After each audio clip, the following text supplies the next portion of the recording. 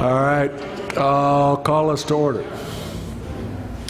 Before we get started, let me read the evacuation procedures. In the event of an emergency evacuation, an alarm may sound. Everyone should exit the building by way of the nearest stairwell in a safe and effective manner.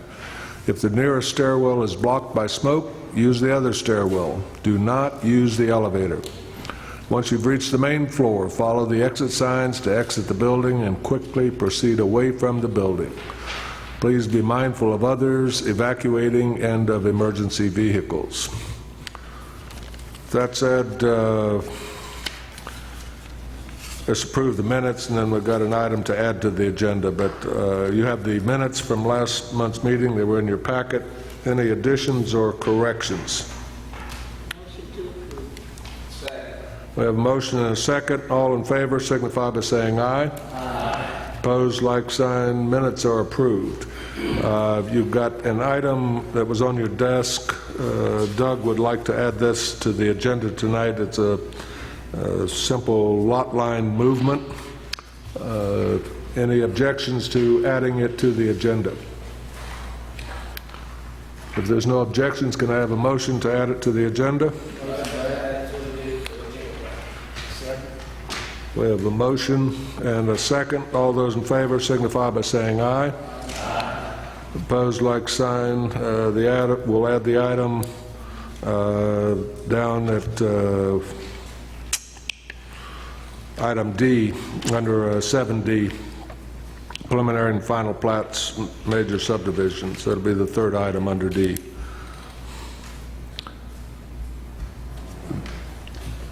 We don't have any public hearings tonight. Is there anyone that wants to provide public input on items on the agenda? If not, the floor is closed for public input. We don't have any site plans. Concept plans. Doug. Okay. Yeah, a re-subdivision of Lot 1. Watershaw subdivision by Chris and Randall Evans off Disco Loop Road and Watershaw Drive. There's 6 lots with county road frontage. If you look at the plat, all the lots have road frontage on either Disco Loop. Lot 1R1 will have road frontage on Watershaw Drive. I went into some explanation about the limitations to Watershaw Drive, but they won't be changing the actual lot number or number of lots served.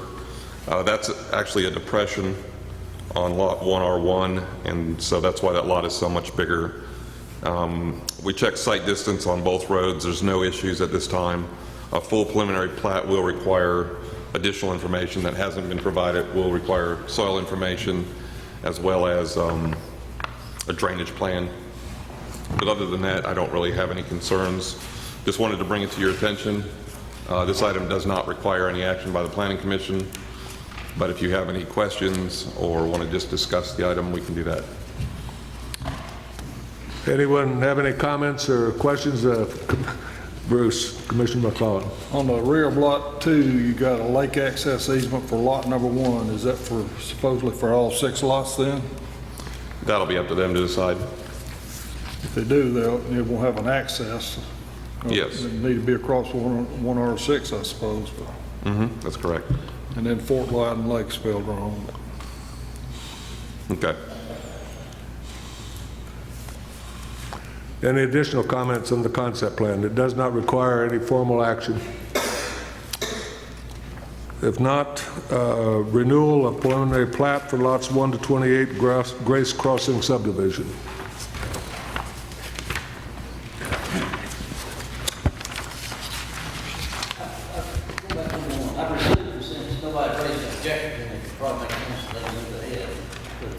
Yes. Subject to meeting staff recommendations. Correct. Are you ready for the next item, Mr. Chair? Yes. Okay. We're going to move to preliminary plats, major subdivisions. Number 1 is the renewal of preliminary plat for lots 1 through 28 of Grace Crossing. This is off of Nails Creek Road by RT Construction. There are 28 lots. 12 of the lots with county road frontage and 14 lots are served by 4 common driveway easements. This plat originally came to the Planning Commission back in March of 2014. For a period of 24 months was the preliminary, and it expired in March of 2016. And they did one extension till March of 2017, and now they're asking for a second extension to March of 2018. There's been no pre-construction meeting, no construction of any of this. It's still preliminary. Everything else is still in place. Nothing's changed.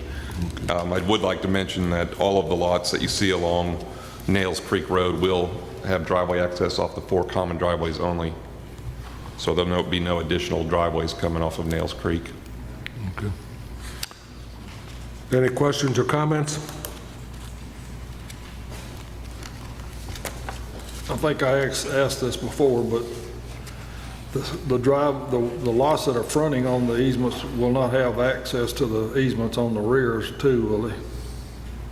I don't know. I think I know what you mean. Like 19, 20, 21, will they have access to either choice of either one of those? No, they'll be on one or the other. It'll be shown on the plat It restricted? is. They are shown. But yeah, we can make it explicit, but they're actually, like, I can't even read the numbers, they're so small. But like 19 is off the second one. I can't read this number. What does that number say? Yeah, 28's off the first easement, 19's off the second one, 14's off the third one, so on. If you want to make it explicit that they can't use both easements, we'll definitely put that on the plat. That's not an issue.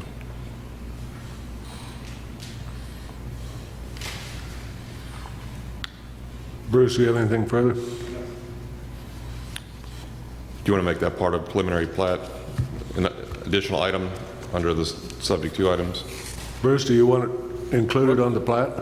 If we're going to follow the rules, you know, only so many off of a joint permanent easement, I think we need to, yes. Limit it to 5 extra off of the easement. We'll just add that under outstanding items to be completed. I didn't read those because they haven't changed. But there's 2 items. Number 1, a pre-construction meeting. All the additional items written there. Number 2, supply a copy of the maintenance agreement for staff to review. And number 3 will be adding a note to the plat that lots off common driveway easements will just be served by one easement and not another. All right. The motion is in order to extend the... I have a motion. Do I have a second? Second. We have a motion and a second. If there's no further discussion, all those in favor signify by saying aye. Aye. Opposed, like sign. Motion carries.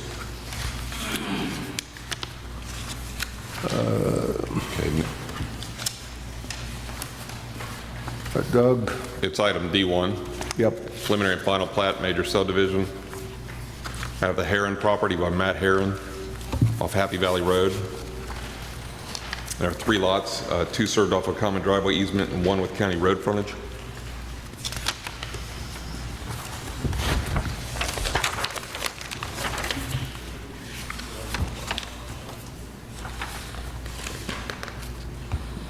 Bear with me. The outstanding items to be completed are on the bottom of page 8. Number 1 is a maintenance agreement or a property owners association documentation prior to releasing the final plat. Number 2 is signature plats with electric and a $20 per lot platting fee.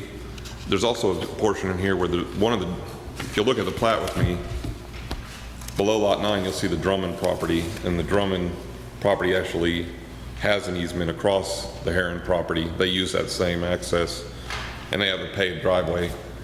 We typically ask that anybody that has property big enough to sign this form that we supplied to Mr. Heron.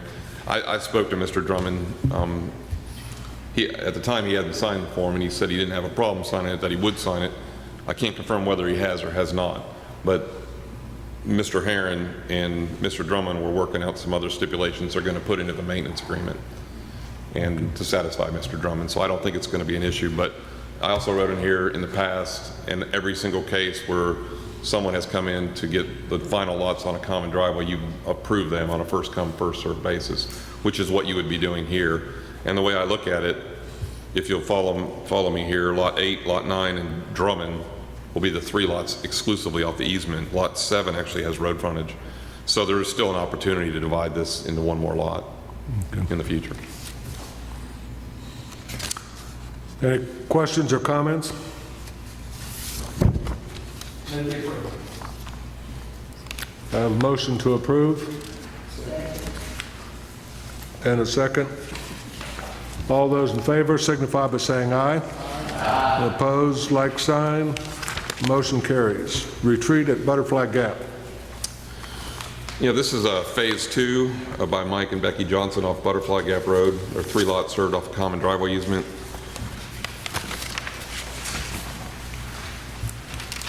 I guess the phase number is not really that important. There's actually 2 lots that were before this, so I'm not really sure why this is Phase 2, but it is. If you'll see on the plat, you'll see this long list of line measurements. Below that, you'll see an arrow pointing to Gap Creek Road. Gap Creek Road is actually a private road that exists. And then these lots 15, 16, and 17, will be off of the smaller easement that you see. You see where the pond is? It says Gap Cove Road. Gap Cove Road is going to be on a 25-foot private road easement. I'm sorry, common driveway easement. And the common driveway easement comes off the private road easement. We do allow this. They're both gravel situations.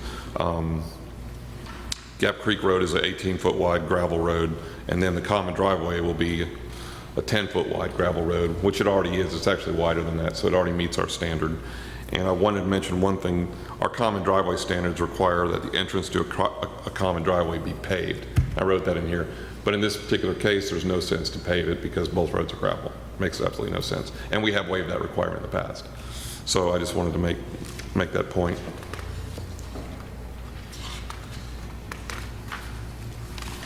The outstanding items to be completed are on page 10, and they are a maintenance agreement or property owners association documentation prior to releasing the final plat, and I've been working with the owners and their attorney, so we're getting close to getting those documents.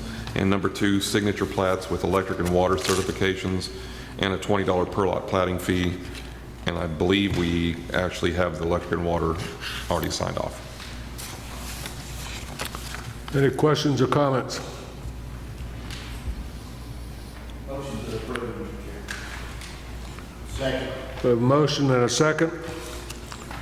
If there's no further discussion, all those in favor signify by saying aye. Aye. Motion carries. Let's see, actually, I should have added this item to miscellaneous, but we'll go ahead and cover it in D. Doug, replat of Lot 1 and 2, Hall property. Yeah, and D is appropriate because this is considered a major plat because of the construction of the common driveway. The reason it comes back to the Planning Commission is because it's 2 lots in a remainder, and the only thing that staff can approve is 1 lot in a remainder or 1 lot into 2. This is 2 lots into 3. If you'll look at the first plat, and the reason I have the first plat, Marlene put on the top page, was the highlighted area is the area they're adding to the lot. It's confusing otherwise, but they're adding that dimension, which is about 25 feet to the northern side of the lot. And the reason they're doing that is for health department purposes. The health department has to stay 5 feet off of the lowest easement, and since the owner wants to put such large houses on these lots, it's really impacted the amount of area for septic. So they're basically just making the lots bigger to accommodate Gary Ferguson, and the only outstanding items are to have the plats re-signed. Okay. Any questions or comments? Commissioner McClellan? I believe when we approved this plat the first time, I asked for that distance between L5 and L4 be put on the plat, and it wasn't done, but it needs to be done on this one. Okay. Add that item 2. Pardon? Add the dimension of line L5 up to the plat. At the dead end on Carnes Road, there's what I'm talking about.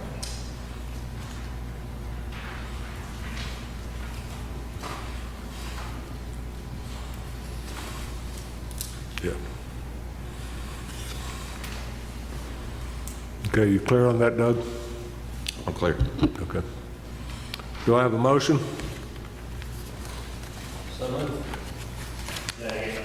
We have a motion and a second. If there's no further discussion, all those in favor signify by saying aye. Aye. Opposed, like sign.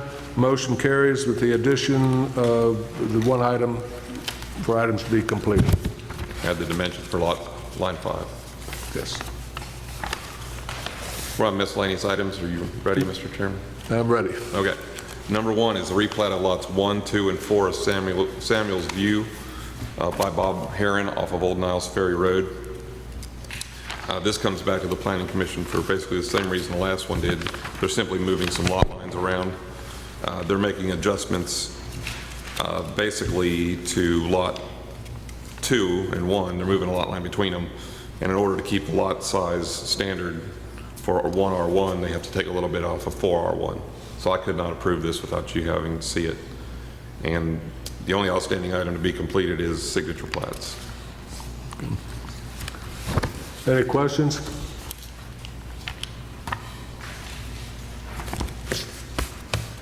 Motion to approve, Mr. Chairman. We have a motion. Do I have a second? Second. And a second. All those in favor signify by saying aye. Aye. Opposed, like sign. Motion carries. The plat is approved. Replat is approved. Replat of lots 21 8R and 23 8R off of Mountain Thrush Drive in Big Valley. Yeah, this is the last item for this evening. If you want to look at the plat with me, these are very, very small lots, and I think I have the dimensions written in them. They're simply moving a lot line, and I'm not sure if it's for mortgage purposes or what the reasoning, but the intent is to get each structure on their own lot, and they're barely able to do that. They sit right on setback lines. There was zoning variances. Do you want to mention the zoning variances? If I may, Mr. Chairman. The process on this one started through a building permit on 218R.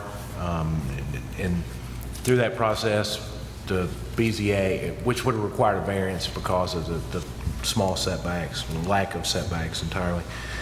Through that process, the BZA requested that the applicant get a survey, and as he started working on the survey, he and the neighbor found an opportunity to actually do a lot line adjustment, clear up the title on both of them, and I think 238R is now currently in the process of being sold. So this will allow them to clear up all the title issues and allow a new deed to be drawn so that the property can be sold. And then the BZA will rehear the variance next week if this board.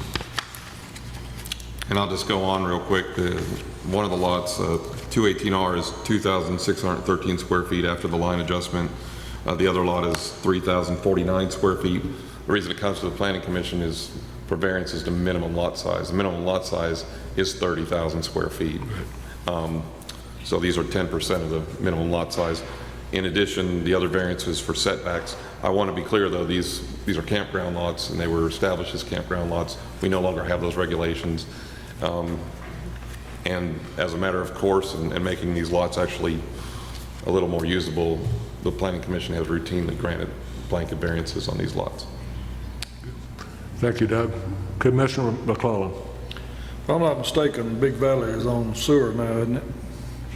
It's a community septic system, yes. Motion to approve. Second. We have a motion and a second to approve the replat with variance for lot size due to existing conditions And setbacks. and setbacks. Yes. All those in favor signify by saying aye. Aye. Opposed, like sign.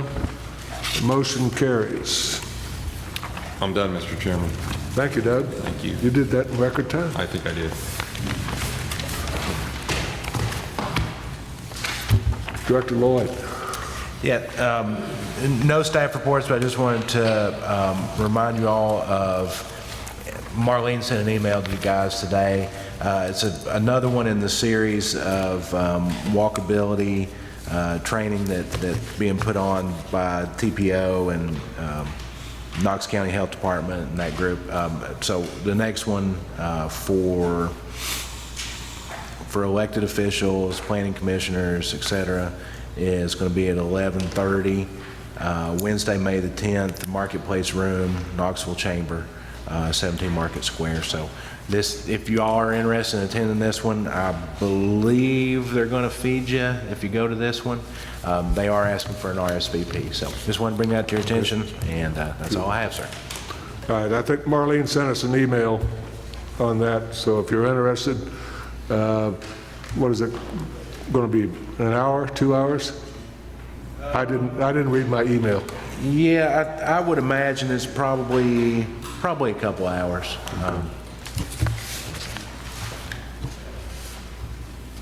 All right. We don't have any unfinished business, other new business, public input on items not on the agenda. There being none, we are adjourned. Thank you, gentlemen.